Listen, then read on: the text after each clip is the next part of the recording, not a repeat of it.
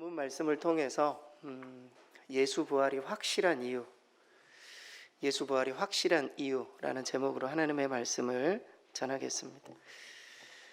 예수님의 부활은 기독교의 핵심입니다. 그리고 또 신앙의 기초다, 이렇게 말씀을 드릴 수 있겠습니다. 부활은 예수님이 하나님이셨음을 증명하기 때문이고, 그의 가르침이, 그의 모든 가르침이 하나님께로부터 왔음임을 증명하는 것이기 때문에 부활은 너무나 중요합니다. 부활의 예수님이 사망 권세를 이기셨다라는 사실을 이 부활은 증명해 주는 것뿐만이 아니라 예수님을 따르는 모든 사람들 역시 예수님의 부활을 따르게 될 것임을 우리에게 보여주는, 증명해 주는 그런 내용이기에 부활은 기독교인의 소망의 근원이다, 이렇게 말씀을 드릴 수 있습니다. 1492년에 스페인 영인 지브롤터 해안 끝에 작은 팻말이 하나 세워져 있었다고 합니다. 그 팻말의 이름은 이 너머에는 아무것도 없다, 네 플러스 울트라라는 팻말이 적어져 있었다고 합니다. 바로 이곳이 세상의 끝이라는 그런 팻말이었죠. 그러나 여러분, 세계사를 아시는 분은 1492년에 무슨 일이 일어나는지 기억하실 것입니다. 당시에 크리스토퍼스 콜럼버스가 그 세상 너머에 있는 신대륙을 발견한 때가 1492년이었던 것이죠. 신대륙을 발견하고 난 이후에 그 팻말은 바뀌었다고 합니다. 그 팻말에 네라는 라틴어가 빠진 것이죠. 그래서 플러스 울트라, 이 너머에 더 많은 것들이 있다, 이런 내용으로 그 팻말이 바뀌었다라는 것이죠. 예수님이 부활하시기 전까지 사람들은 죽음이 끝이라고 생각했습니다. 죽음이 다, 모든 것들이 다 끝이다. 하지만 우리 주님의 부활 이후에 그 너머의 세계가 우리 가운데 존재함을 사람들은 인정하게 되었고, 부활과 영생의 세계가 있음을 우리 주님께서는 확실하게 보여주셨습니다. 예수 부활의 소식이 어떤 의미에서 사망과 죽음의 한계 가운데 있는 우리 모두에게 소망의 빛을 주신 것이죠. 우리는 죽어도 완전히 사라지는 것이 아니라 예수 그리스도의 부활 가운데 참여하게 되고 또 영원한 생명이라는 소망을 갖게 됨을 부활은 우리에게 보여주고 있습니다. 하지만 세상은 예수 부활의 소식을 믿지 않습니다. 상식적으로 이해가 안 될 뿐만이 아니라 본인이 직접 보지 않았기 때문에 나는 부활을 믿을 수 없다, 수많은 사람들이 그렇게 이야기를 합니다. 그리고 많은 이유를 대면서 예수의 부활이 조작되었다, 이렇게 말합니다. 예수가 한 인물로서 죽었다라는 사실은 받아들이지만 부활한 예수를 제자들이 보았다, 이것은 그들의 착각이다, 이렇게 치부합니다. 성경이 이런 것들을, 부활에 대해서 이야기를 하고 있습니다 라고 말하면 성경이 당시의 신화적 세계관을 반영하고 있기 때문에 이것은 신화일 뿐이지 역사적 사실이 아니다, 이렇게 말하면서 굳이 안 믿으려고 합니다. 예수 부활의 사건을 받아들이지 않고 실제 그 부분에 대해서 관심조차 없는, 오늘 부활절 절기이지만 수많은 사람들은 두 종류로 나누어지지 않습니까? 부활을 믿는 사람들은 예배당에 와 예배를 드리고, 그렇지 않는 사람들은 꽃구경 가는 것이죠. 하지만 그들이 믿지 않는다고 부활의 사건이 없어지는 것은 결코 아닙니다. 우리가 조금만 관심을 갖고 마치 공부하듯이 우리가 성경을 보거나 그 증거를 찾아보면 예수님의 부활이 확실한 이유를 우리 모두는 발견할 수 있기 때문입니다. 사실 우리 모두가 이렇게 교회에서 예배를 드리는 것 그 자체만으로도 부활의 증거다, 저는 그렇게 말씀드리고 싶습니다. 왜냐하면 예수 부활의 사건 이전에 교회는 존재하지 않았습니다.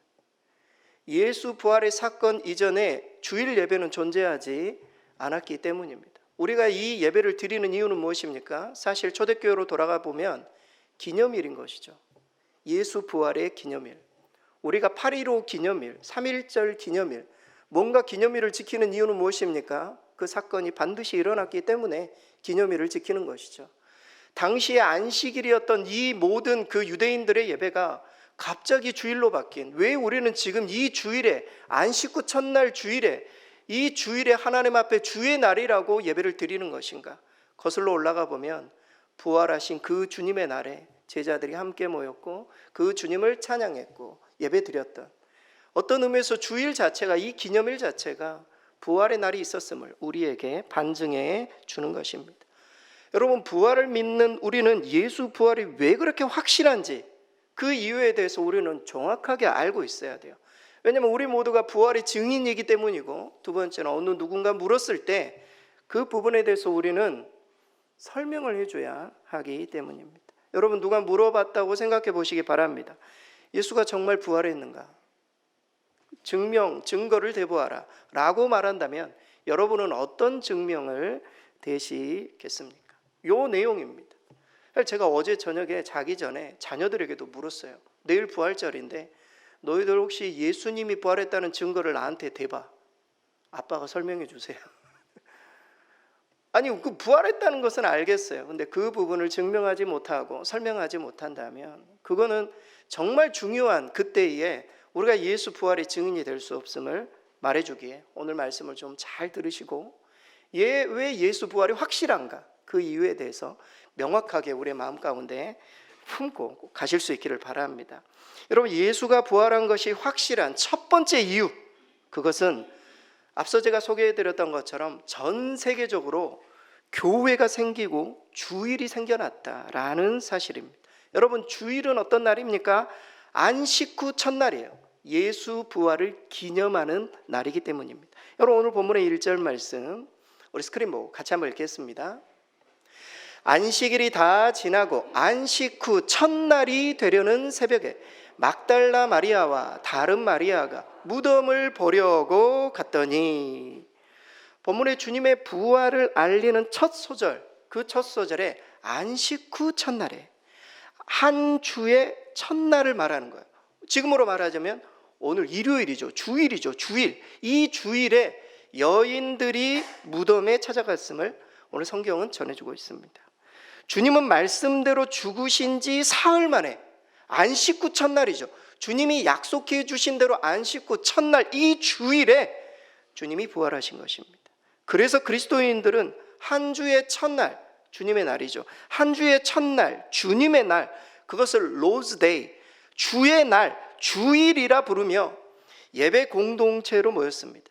그리고 초기 그리스도 공동체가 이 날을 예배의 날로 정한 근거가 부활이었어요. 예수님의 부활을 기념하고 기뻐하고 그 날에 함께 예배하고 복음을 전하기 위해 모였기 때문입니다.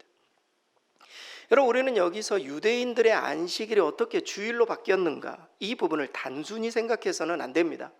그냥 단순히 안식일이 주일로 바뀌었다 이렇게 생각해서는 안 돼요. 여러분, 유대인들에게 있어서 안식일은 반드시 지켜야 되는 10계명 중에 하나였습니다. 현재도 정통파 유대인들은 안식일에 아무런 일도 하지 않아요. 금요일 저녁부터 아무런 일도 하지 않는다고. 그만큼 철저히 지켰던 게 안식일이었어요. 그런데 그 안식일이 무너지고 어떻게 주일로 바뀌었는가? 1차적인 이유는 앞서 소개해드렸던 것처럼 예수의 부활을 기념하기 위해서요. 그러나 보다 분명한 이유가 있어요. 왜 갑자기 안식일이 주일로 바뀌고 거기에 교회가 생겨? 보다 분명한 이유는 부활의 메시지를 통해 초대교회가 생겨났기 때문이에요. 그냥 메시지가 아니에요. 부활의 메시지를 통해 교회가 생기고 그 교회에서 세례받은 수많은 사람들이 그 날에 모여서 예배했기 때문에 부활절, 그러니까 주일이 생겨난 것입니다.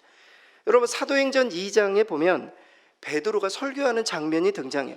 베드로가 설교를 하고 난 다음에 3,000명이 세례를 받고 5,000명이 회심을 경험하는, 그러면서 교회가 생긴 그런 그 상황이 등장합니다. 심지어 제사장의 무리도 회심하는 그런 일들이 생겨요.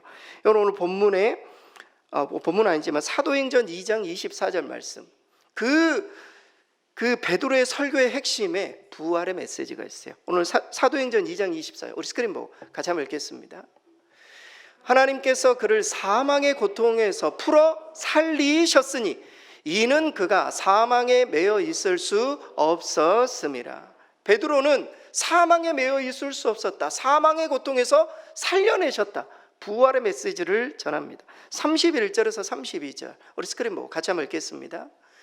그리스도의 부활을 말하되 그가 음부에 버림이 되지 않고 그의 육신이 썩임을 당하지 아니하리라 하더니 이 예수를 하나님이 살리신지라 우리가 다 이 일의 증인이니라.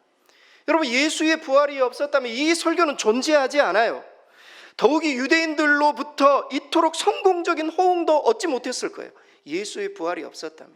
예수의 부활이 없었다면 베드로는 이 설교를 할 필요도 없고 이 설교를 통해서 3,000명의 회심을 얻지도 못했을 거예요. 그러나 부활의 메시지를 통해 수많은 사람들이 회심을 경험하고 세례를 받았어요. 예수 부활이 믿을 만큼 확실했기 때문에 당시 유대인들조차도 안식일이 아닌 주일을 지켰어요. 여러분, 당시에 제자들도 유대인들이었어요. 수천 년을 안식일을 지켜왔었던 사람들이었어요. 근데 그 사람들이 자신의 모든 안식일에 그 절기를 내려놓고 주일을 지켜요. 완전히 바뀌었어요. 이 안식 후 첫날에 뭔가가 일어난 것이죠. 부활의 복음이 전해진 모든 곳에 부활의 날을 기념하고 주의 날을 기념하여 예배하게 된 것이죠.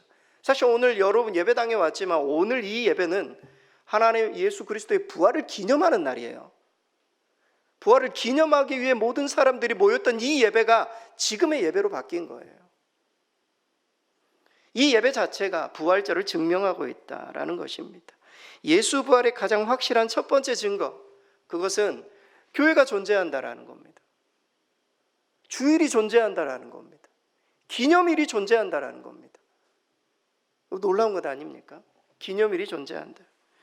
약 25억 명의 그리스도인들이 오늘도 부활의 날 함께 그것을 기념하며 예배하고 있음을, 이 기념의 날은 예수가 확실히 부활했음을 우리에게 보여주는 첫 번째 증거입니다. 누가 물어보시거들라 교회가 존재하고 왜 예배가 수많은 사람들이 그렇게 주일에 예배를 드리는지 그 부분을 설명해 주시기 바랍니다. 두 번째, 예수가 부활하신 확실한 두 번째 이유, 그것은 무덤이 비어 있었다라는 겁니다. 여기 계시지 않고 무덤이 비어 있었어요. 안식 후 첫날 무덤을 보러 찾아온 여인들에게 천사는 그가 말씀하신 대로 살아나셨기 때문에 무덤이 없다, 무덤이 비어 있다, 이렇게 설명합니다. 오늘 본문의 6절 우리 스크린 같이 한번 읽겠습니다. 그가 여기 계시지 않고 그가 말씀하시던 대로 살아나셨느니라. 와서 그가 누우셨던 곳을 보라. 성경에서 천사는 좋은 소식을 알리는 메신저로 등장합니다. 예수님께서 태어나실 때에도 천사가, 가브리엘 천사가 나타나서 소개하지 않습니까? 부활의 소식도 너무나 좋은 소식이었기 때문에 천사가 나타나서 그 좋은 소식을 알립니다. 그런데 그 소식, 그 좋은 소식은 무엇인가? 바로 무덤이 비어 있다라는 소식이에요. 무덤이 비어 있다. 주님이 말씀하신 대로 무덤이 비어 있다. 주님이 살아나셨다라는 사실이에요. 여러분, 사실 예수님의 부활은 뜻밖의 사건이 아니었어요. 주님은 여러 번 그 이야기를 하셨어요. 심지어 그 전날에도, 주님이 돌아가시는 전날에도 제자들에게 내가 죽을 것이라고 이야기를 했어요. 여러분, 마태복음 26장 31절에서 32절, 이게 전날에 하신 이야기예요. 우리 같이 한번 읽겠습니다. 그때 예수께서 제자들에게 이르시되 오늘 밤에 너희가 다 나를 버리리라. 기록된 바 내가 목자를 치리니 양의 떼가 흩어지리라 하였느니라. 그러나 내가 살아난 후에 너희보다 먼저 갈릴리로 가리라. 놀랍죠? 그런데 오늘 천사도 똑같이 이야기를 해요. 그가 말씀하신 대로 살아나셨느니라. 와서 그가 누우셨던 곳을 보라. 여러분, 천사는 이렇게 말하고 있는 거예요. 여기 빈 무덤이 바로 예수 부활의 확실한 증거다. 이 빈 무덤을 보라. 그가 말씀하신 대로 살아나셨다. 이 부분을 이야기를 하고 있는 것이죠. 여러분, 실제로 군병들이 무덤을 지키고 있었습니다. 군병들이 무덤을 지키고 있었다고요. 그런데 이 무덤 안에 있는 시체가 사라졌어요.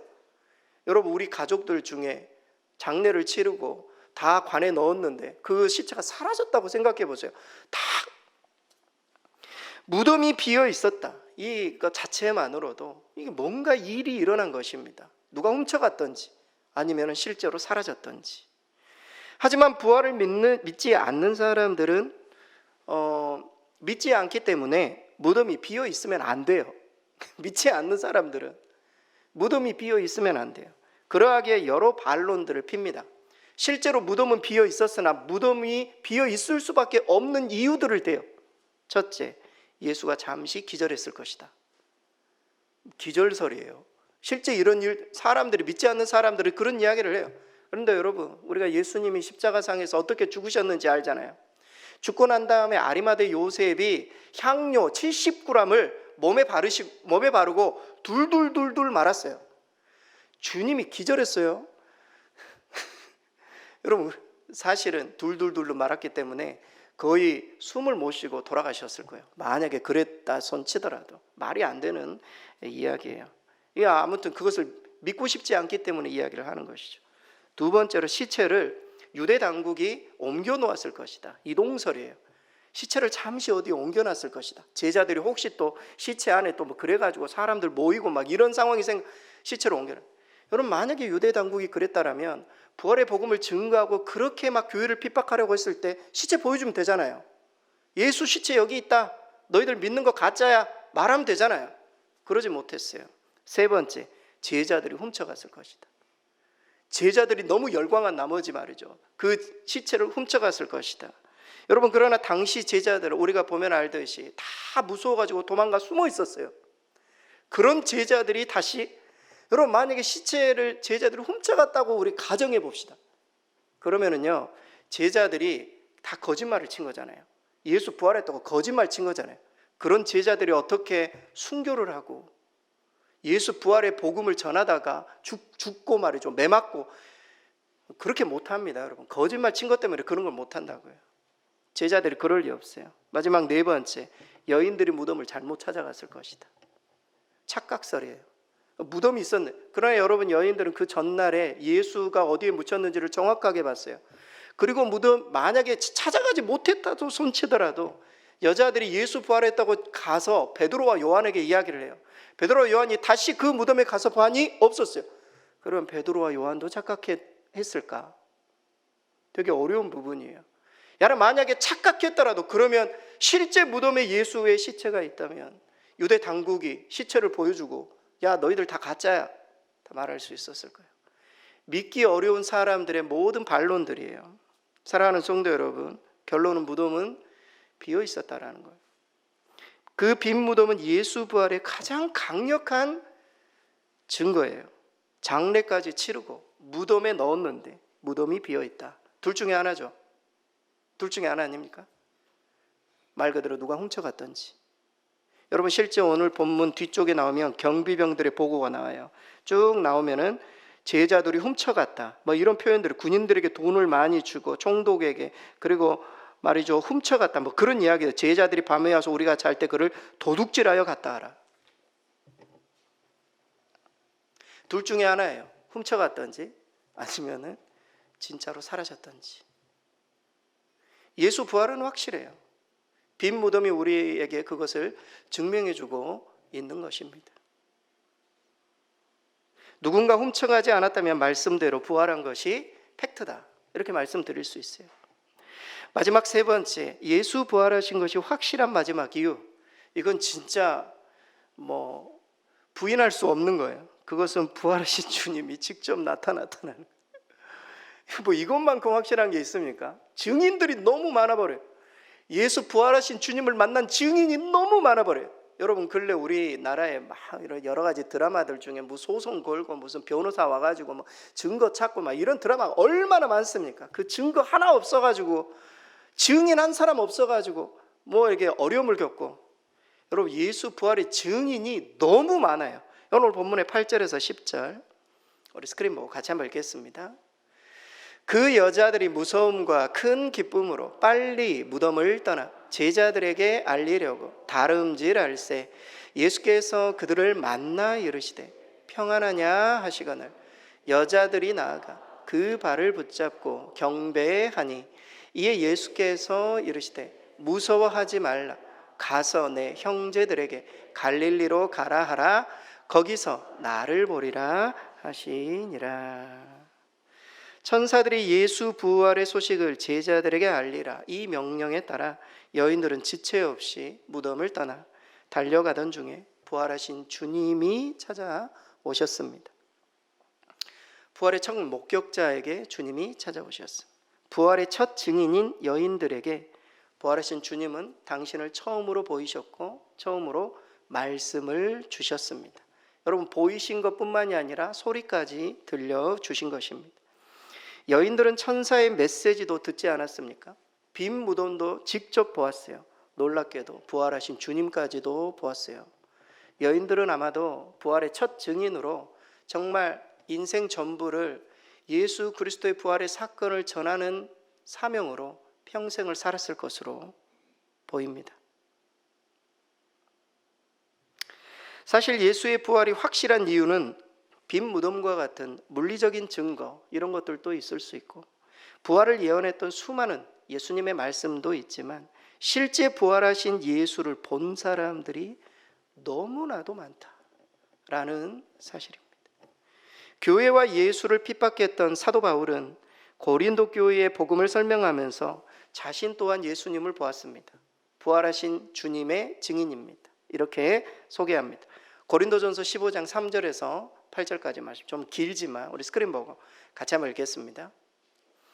내가 받은 것을 먼저 너희에게 전하였노니 이는 성경대로 그리스도께서 우리 죄를 위하여 죽으시고 장사 지낸 바 되셨다가 성경대로 사흘 만에 다시 살아나사 게바에게 보이시고 후에 12 제자에게와 그 후에 500여 형제에게 일시에 보이셨나니 그 중에 지금까지 대다수는 살아있고 어떤 사람들은 잠들었으며 그 후에 야고보에게 보이셨으며 그 후에 모든 사도에게와 맨 나중에 만삭되지 못하여 난 자 같은 내게도 보이셨느니라. 아멘. 엄청나게 많은 사람들이 부활하신 우리 주님을 직접 눈으로 보고 만지기도 했습니다. 부활을 믿지 않는 사람들은 이것도 말이 안 된다, 환영을 받다, 이렇게 이야기를 합니다. 너무 그것을 추앙한 나머지 환영을 받을 것이다, 아니면 이것은 환각이다, 착각이다, 이렇게까지 반론들을 제기합니다. 그러나 사랑하는 성도 여러분, 부활 예수 그것을 본 사람들이 일단은 너무 많다는 거예요. 이게 착각인가 환영인가? 환영을 받으면 한두 사람 정도로 환영을 볼 수 있겠죠. 그러나 500의 형제가 일시에 그것을 보고 12 제자들은 주님과 40일 동안 교제하고 이런 일들이 생겨났단 말이죠. 엄청나게 많은 사람들이 주님을 봤습니다. 두 번째, 이 부활의 목격이 하루에 일어난 게 아니에요. 40일 동안 일어났다라는 거예요. 부활하신 주님이 승천하시기 전에 제자들에게 40일 동안을 함께 기거하며 말씀을 가르쳐 주시고 부활의 어떤 메시지들을 증거하셨습니다. 그리고 놀랍게도 40일이 지나고 승천하신 이후에 반복되지 않았다라는 거예요. 무슨 말입니까? 환영이 일어나지 않았다라는 거예요. 환영이라는 것은 시간이 지나면 또 일어나고 시간이 지나면 착각이 또 일어나고 그러겠지만 주님이 승천하시고 난 이후에 모든 것들이 다 끝이 났음을 우리에게 보여주고 있습니다. 다시 말해 예수의 부활은 환영이나 환각이 아닌 객관적으로 현현한 것임을 우리에게 확실히 보여주고 있습니다. 가끔 누가 그런 질문들을 던집니다. 과거로 돌아간다면 어디로 돌아가고 싶니? 누가 물어봐요. 그러면 저는 주님의 부활하신 날, 그날로 정말 돌아가고 싶다.